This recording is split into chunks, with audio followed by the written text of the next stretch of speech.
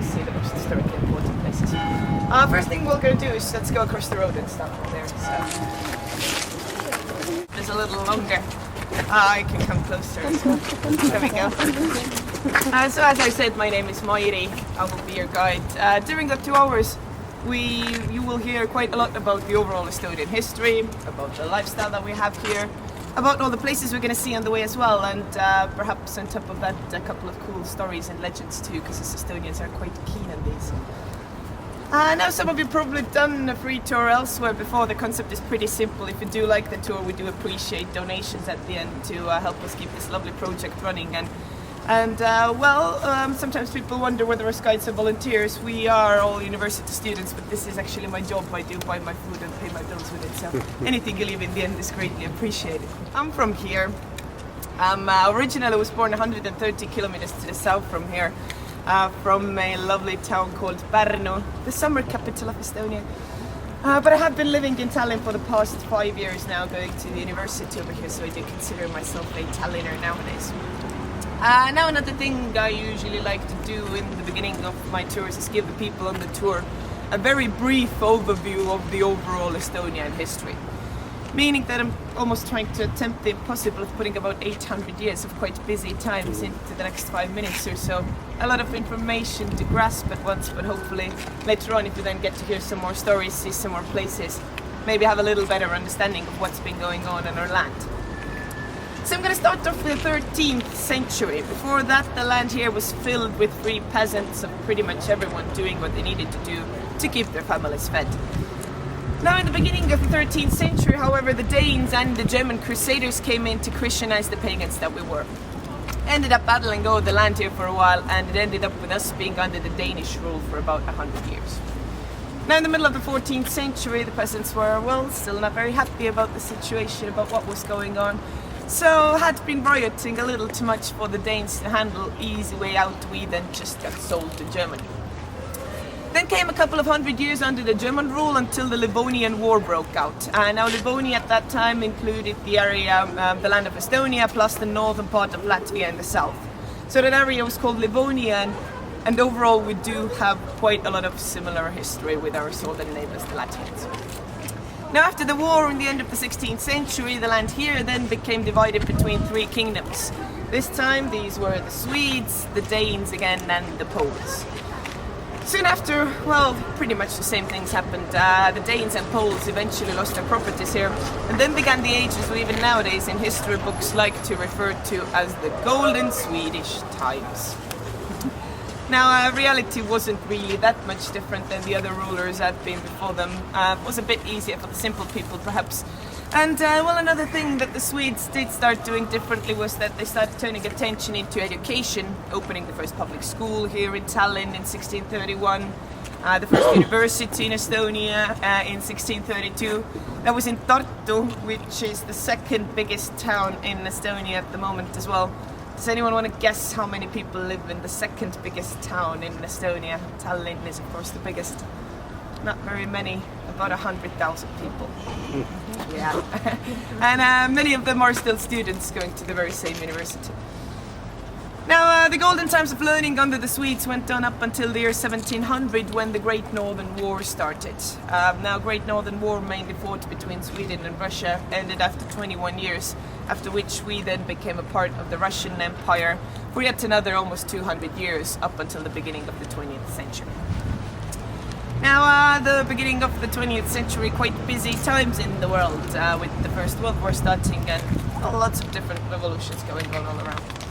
Now for us here in Estonia, it was also sort of the first time of some kind of a national awakening.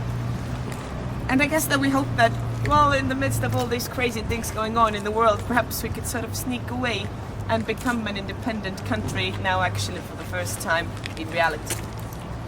So we did.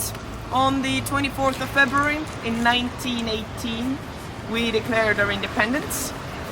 However, it did not go unnoticed because the very next morning, so on the morning of the 25th, the German forces, who had actually already been here on the islands on the previous year, invaded mainland. Stayed in Estonia for about half a year. Now, by the end of it, they were not doing that well in the World War, so were eventually forced to back out.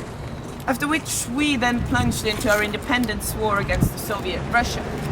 So from November 1918 to February 1920, we then fought the War of Freedom, War of Independence, and managed to come up victorious. Now, how does that happen with a country the size of Estonia, with a population of 1.3 million people, winning against Russia, which is, well, was slightly bigger? Two main reasons for that. First one was that we did get quite a lot of foreign help. Finland came to help, Sweden came to help, United Kingdom came to help. Second reason was that, well, they were going through heaps of problems of their own at that time, the World War ending and also going through a civil war back home. So probably just did not have enough resources to put here. Nevertheless, on the 2nd of February 1920, we then signed a peace treaty with each other, the Tartu Peace Treaty, the same contract that nowadays still defines the border between Estonia and Russia. And we were now an independent country again, this time for a little longer, this time until the 1940s. Now 1940s, yet again busy times in the world, the Second World War now going on. So in 1940, the Soviet Union gave us and the other Baltic countries an ultimatum of saying that, well, you're either going to sign this lovely little contract and let our troops and tanks in peacefully, or who knows. So in reality, the small Baltic nations had nothing else to do but to sign the Soviet ultimatum, letting their armed forces in. They were here for a year until in 1941 the Nazi Germany came in, by their words, to liberate us from the Soviet occupation going on. Germans were here then for 2 years. By 1944, well, yet again weren't doing that well in the World War. So 1944, Soviet Union comes in for the second time, now to liberate us from the Nazi occupation going on, and this time to stay as well. So the Soviet troops did stay here from 1944 up until the year 1994, so 50 whole years, and even took them a couple of years to get their whole army out after the Soviet Union had collapsed and after we had gotten our independence back. The day that we celebrate as our re-independence day nowadays is the 20th of August 1991. So two public holidays, 24th of February 1918, first independence, 20th of August 1991, re-independence. And actually we also broke a record this year in March. This is now the longest period that we have been an independent country for. So this time hopefully for decades, centuries to follow on top without any bigger interruptions taking place. As one can imagine, has been quite busy 20 plus years for us, basically building up a whole new country again. For example, in 1992 then had the first re-independent elections, chose our president, replaced the rubles with our own money. We had the Estonian kron until the beginning of 2011 when we also joined the Eurozone, seeing as we had joined the European Union in 2004. Good decision or not, I guess we're still sort of debating over it, seeing as the prices did go up below, whereas the wages maybe did not really want to follow that well. But overall, country-wise, we're actually doing pretty well. For example, Estonia does have one of the lowest country debts in the European Union at the moment. People-wise, I guess it depends, but a thing I can say is that we're usually immensely proud of the small nation and the small culture and the small anything that we have around. Where we are at the moment used to be houses because, well, originally most old towns were built together very tightly, so there wasn't just a random piece of free land in the middle. And actually up until the year 2007, here used to be the ruins of the houses that had been here before the bombings. Now with these events taking place in 1944 and the ruins staying here till 2007, that's quite a long time, and well, a very good central area with people walking past every single day. Probably does not bring back happiest of the memories, now does it? So the city finally decided to do something about it. They had two options. First choice was to, well, build up the houses again, like they have done on the other side, restore what they could, build up new ones. Second option was to build a lovely park, and since they gave the public a vote, then 90% of the people, of course, chose for the park. Why is it so expensive is because back in 2007 this piece of land was given back to its original owners again, so we had to buy it off from them. So pretty much from where we started to, well, over there, this little piece of land cost us 10 million euros, and then it cost us another 2.5 million euros on top of that to plan and designed this You park. can also admire the church over there. That's the Saint Nicholas. Started building it originally in the middle of the 13th century by the first wave of Germans who were here at that time. Saint Nicholas, mainly a patron for sailors, fishermen. Now the church also got hit pretty bad in the bombings, but the Soviet Union did decide that they are going to reconstruct it. Now the only little problem was that they were not that friendly with religion. In Soviet Union, God did not exist. We were the most atheistic country in the universe. So of course they did not want to use it as a working church anymore. Sat down, had a cup of coffee, thought about it, and decided that when the Saint Nicholas is rebuilt, it shall then become a museum of atheism instead. Nowadays it's a museum of medieval art, medieval artifacts. So if you're a fan of art from that era, probably one of the best places to go to in Estonia. Most famous piece inside this museum is a painting by a German artist called Bernd Notke, is the name of the artist, and the painting is called Dance of the Death. And it does literally depict death dancing with different people, supposed to symbolize that it does not matter where you come from, how much money you got, who your ancestors are, seeing as when it comes to death, it takes us all equally. Now, it is actually, well, sort of the dance of the death motif was quite a popular thing to paint back then, a quite popular motif overall, but it is the only oil painting on canvas remaining in the world with that motif on. And since Mr. Notke did not do that many works at all in his lifetime, this painting is considered being absolutely incredibly valuable. Different sources say perhaps up to $100 million. Freedom Square. And this square also used to look a little different up until the year 2008. This area was just a big parking lot. But now a very good central place to have different events.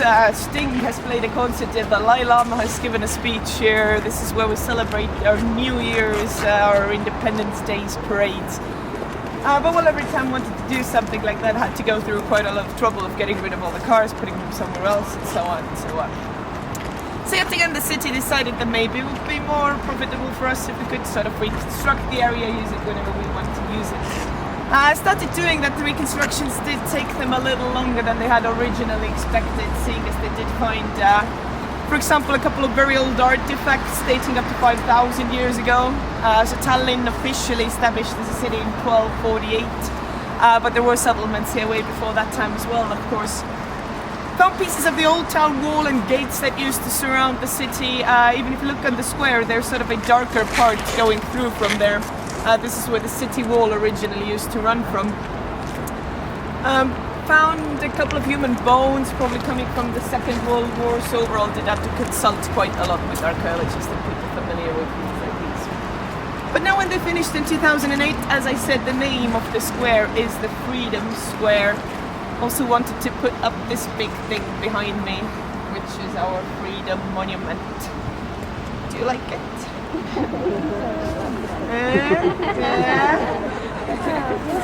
Well, to be honest, Estonians are feeling exactly the same way. Many of us are not that much in love with it, for a couple of reasons. Firstly, because of the design of this. Maybe looks a little out of place with all this medieval feel of the old town, looks a bit too big, maybe too modern. There's a big cross on top. Estonia is one of the least religious countries in Europe, so symbols like these don't really suit us. The second debate has been over after we had chosen the design for this. We then had to figure out who's going to build it for us and how much is it going to cost us to do that. Had another big competition, of course, and eventually chose a company from the Czech Republic to build this monument for us. Now why the Czechs? Firstly, their offer was the cheapest, but we also reasoned it by saying that it was because of the Czech glass, supposedly quite well known in the world for being strong and indestructible. So we gave the Czechs 6.5 million euros. They came in, built us a monument with their own materials and went back home. Unfortunately, things did not go as smoothly as we had hoped. Not a lot of time managed to go by before different problems started appearing. So just to list a couple of things that went wrong with the monument was, well, for example, at some point some of the panels of the monument turned pink, as some kind of bacteria had managed to get in between the panels of the monument. At some point some of the panels of the monument fell off, shattered to the ground. monument is supposed to light up in the darkness, and this perhaps is when it looks a bit nicer. For example, if you're driving by and see this almost 24 meters of a monument shining from afar. Lighting wasn't working properly, but eventually we were a little too tired to call in the company to fix it all the time, so got our own technical university students and professors in to fix the lighting, and then we sued the company. So this is probably us fixing it still. So we sued the company, and the court case was closed at the beginning of this year as well. We're getting 600,000 euros back from them for doing not such a good of a job of building our monument. Old Town itself does deserve its name. Was mainly built between the 13th and 15th centuries originally, and luckily has managed to maintain quite a lot of its original appearance since then. This is thanks to another two main reasons. First one being the lack of wooden buildings around, so the fire damages overall have been relatively low. And well, the second reason is right in front of you, our great defense and fortification system. So we used to have a city wall surrounding the whole town. It went on for about 4 kilometers, along with about 40 of these defense towers attached to it. Now, if you'd open up a tourist guidebook nowadays, it will probably somewhere have a sentence that would say something like, Tallinn has the best preserved medieval wall in Europe. Meaning that nowadays about half of the original wall still remains, so about 2 kilometers along with about 20 towers. One of the most famous, one of the most popular remaining towers is this one right over here. This is the Kick in the Gök Tower. Name coming from Old German dialect, meaning peek into the kitchen. Quite a literal name. It is said that if you had been on top of this tower, you could have seen into the lower townspeople's kitchens perhaps, and there was also a saying that you could see into the enemy's kitchen from the top of the tower and sort of see what they're cooking down there. Nowadays, Kick in the Gök here houses a military museum, and parts of the tower are actually underground as well. Along with that, there is another museum underground called the Bastion Tunnels. Now, Bastion Tunnels, built late 17th, early 18th century, so a little later than the whole city wall part. Bastion Tunnels are what they say they are, a network of tunnels that we have in Tallinn. The thing with them is that no one is exactly sure how long these tunnels used to go for. Some stories say perhaps up to 10 kilometers all the way underneath Tallinn to the harbour, to the Pirita area side. Probably not that long, but we unfortunately have only had money to restore about 350 meters of them to open for the public. Quite a cool new museum in my opinion, so if you have a couple of days, go and book yourself a guide, seeing as for safety reasons you can't get in on your own. And other tunnels have served quite many different purposes throughout the history as well, from the recent history, I guess the most important one being as a shelter for the people during the 1944 bombings that I told you about before.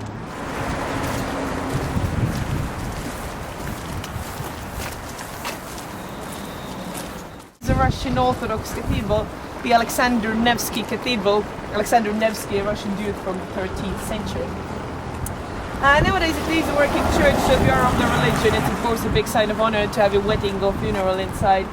However, if you do fit the criteria, still have to take this one teeny tiny detail into consideration, that they usually don't close the church down for these events, meaning that you might just end up having a random bunch of people constantly walking in and out of your wedding or funeral.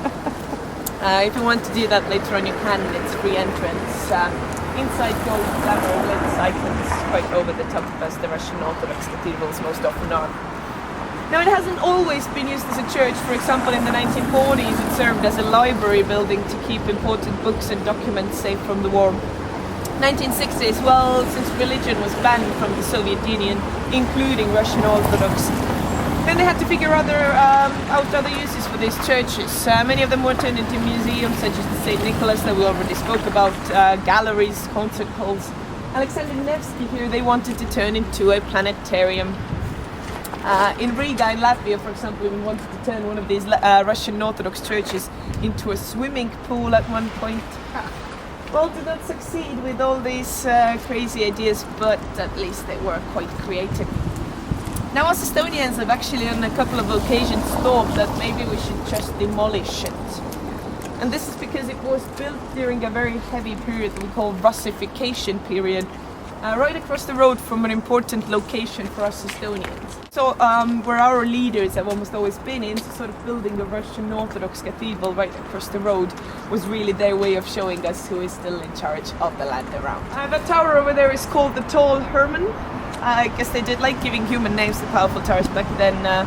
For example, we also have Fat Margaret on the other end of the old town. Story even says the Tall Herman here and Fat Margaret are in love with each other, but they could never be together because they're on the opposite sides of the old town. But now the real importance of Herman here is that it is said that whoever has their flag on top of this tower has the power over Estonia. So nowadays you can see our flag waving proudly on top. They hoist it with every sunrise and take it down with every sunset. And when doing that, they also play some music.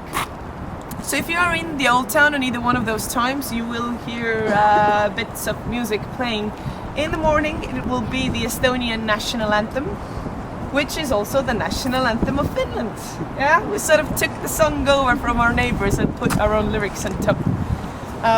In the evening, however, you will hear a song that's almost considered being the unofficial anthem. A song written by a man named Gustav Ernesaks, who was a very popular patriotic composer of our recent history. Now, singing and songs and all that overall has always been a very big part of our culture. For example, in 1869 we started a tradition of the song festivals. Now, a song festival that happens every 5 years means that there is about 25,000 people coming together to sing on one stage, and depending on the year, usually around 50,000 people coming to watch these people sing on that same stage. Now the repertoire is always very patriotic. Everyone wears national, sort of traditional costumes. Definitely the biggest event that we host as a nation. So that's more than 5% of the people. Yep. Now goes even bigger though. We did manage to keep this sort of the song festival tradition going even throughout the occupational times. Back then, of course, we're not allowed to sing all the songs that we wanted to. Had our own special committee-approved list of songs that were okay. But now yet again towards the end of the 1980s, when things had started easing up a bit, after one song festival, after we had finished with the official program, nobody left the stage. But instead, they started singing songs that had gained massive amounts of popularity underground, including the sort of unofficial anthem. And Mr. Ernesaks, the composer of many of these songs back then, was also the conductor of that festival, so he then sort of had to keep on going because people were pretty much singing his songs out of the blue. Now, when you are the Soviet power, and if you have 75,000 people joining in doing something forbidden, which is singing certain very patriotic songs, not that much you can really do about it. Can't just go arresting all these people, and sort of there wasn't a certain person to arrest for this. Technically, I guess, could have been violent towards them, but then that would have just proven that Gorbachev's politics of freedom of speech are not working. Couldn't really do that either. So eventually they were, well, not very happy about it, but they sort of had to let it slip. And when us Estonians then saw that we just get away with it, we started doing it 10 times as much.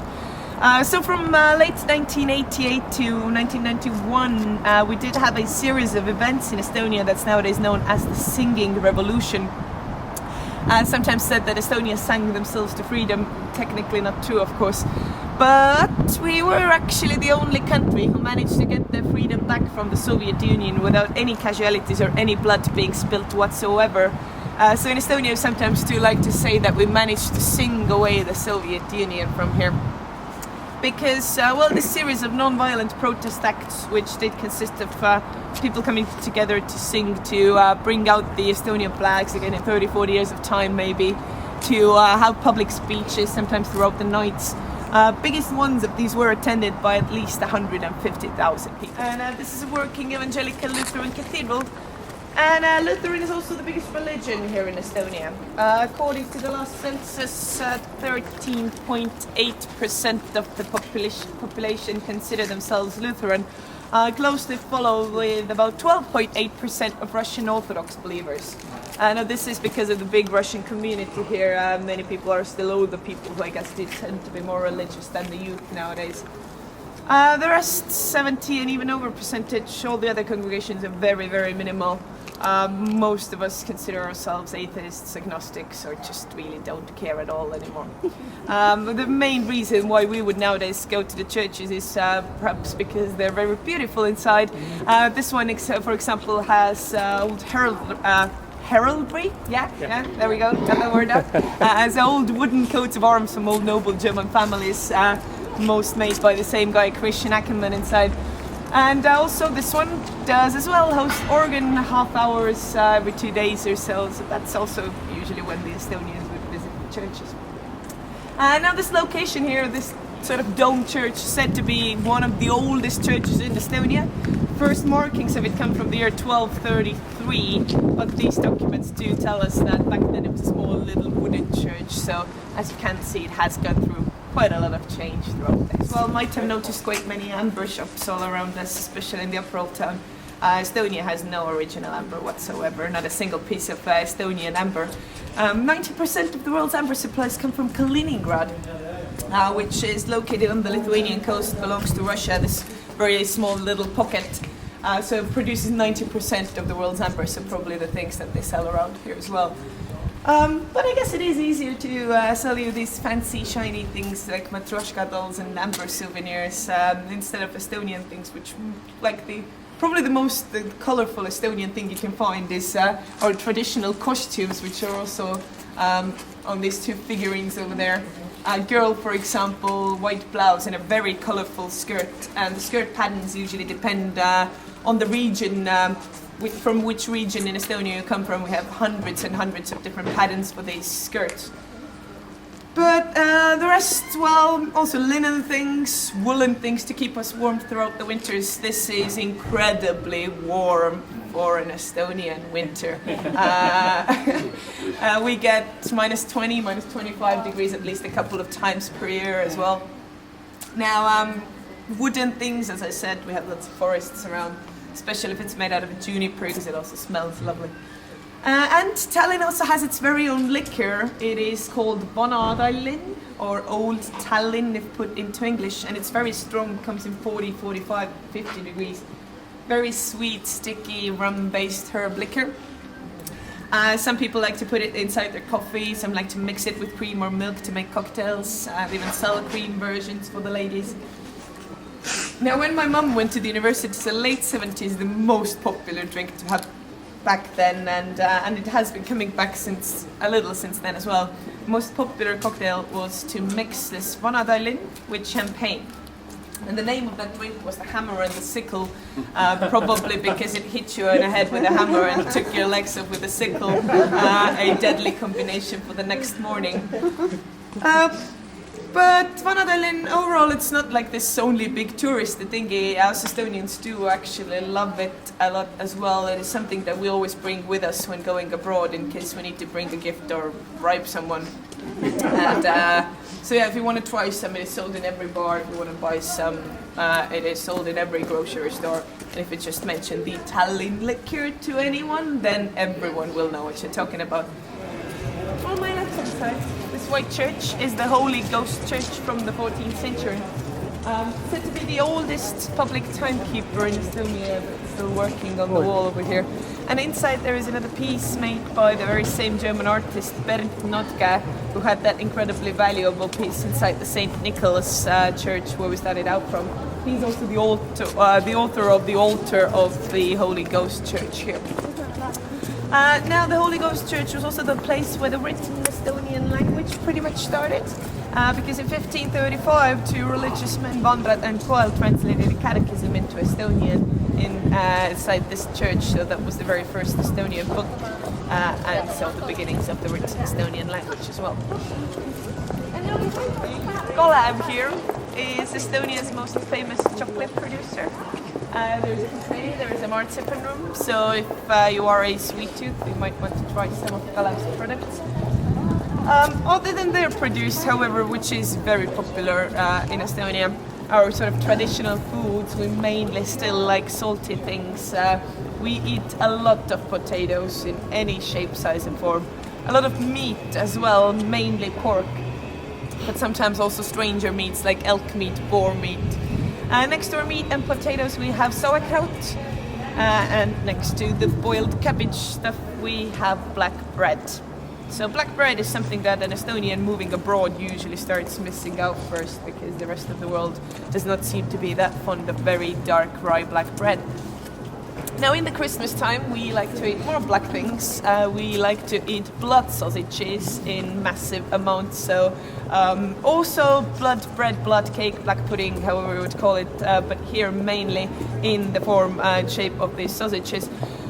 Delicious and sold everywhere around the winter time, and mostly we have them with pumpkin salad or lingonberry jam. Are you sure that the black in the flag represents the earth? Yeah, it could be like blue for something, black for blood, and white for snow. Another interpretation of the wintry flag, perhaps. But yeah, and perhaps a third thing as well that's a truly Estonian thing that we did not steal from the Germans is a thing called kama. Doesn't even have an English word for it, spelled K-A-M-A. And it's originally this sort of weird wheat powder that people mix with, you mix it with thickened milk. And you usually add some sugar to it. But you can also add berries or mix it with unflavored yogurt or even add salt instead of sugar. And depending on how you exactly mix that powder, it changes its form a little bit. But most often it is served as this sort of a cold yogurty type of a sweet drink / dessert. As far as kama goes, Estonians usually either love it or hate it, not that many people feel indifferent. If you want to go and try some after we finish, I can point out cafes that definitely do serve that mix. So this square has always been a place for markets.